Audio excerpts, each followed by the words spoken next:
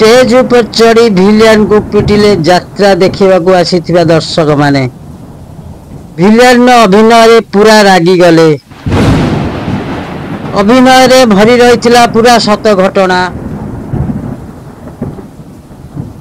Stage ऊपर चढ़िले पिटिकी गोईठा मारिले गाल को चापुड़ा मारिले एमिति गोईठा मारिले जे खलनायक पूरा छिटिकी पड़िले हेले खलनायक किछि भी कहले नहीं।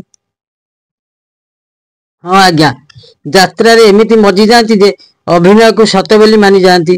दिने पीयूष को स्टेज ऊपर माड़ होइतिला हेले आज जड़े भिलियन भूमिकार अभिनय करुवा अभिनेता गोईठा विदा माड़। अभिनय को उक्त युवक माने सत बोली भाभी नहीं जहाँपर पूरा मंच रे सृष्टि होता पूरा आश्चर्य कला भली घटना। एमिति किछि दृश्य देखा मिली संबलपुर रे। टिके এই दृश्य को देखंतु स्वर्णमहल रे नाटक स्वामी पाई पछे नरक को जीवी आउ एथिरे थिबा जने खलनायक मंच उपरे देखाइतिले तांकर जीवंत अभिनय। से अभिनय रे पूरा मशगुल हो जाइतिले एवं दर्शक माने ताली माड़ करुतिले।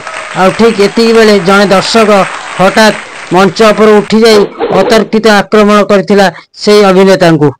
से व्यक्ति जनक ए अभिनय को सत बोली मानि नहीं जाइतिला।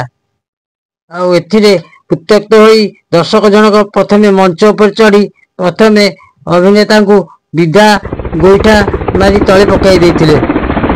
एमिति दृश्य देखी मंच पर थिया अन्य कलाकार माने अभिनेता ठारू से युवकटू छड़िया को चेष्टा कले। एथिरे अभिनेतांकर कौनसी क्षयक्षति होई नथिला बेले से मध्य युवक विरुद्ध रे कौनसी आईनगत कार्यानुष्ठान नहीं नांती। Bureau report Ipsita news corner.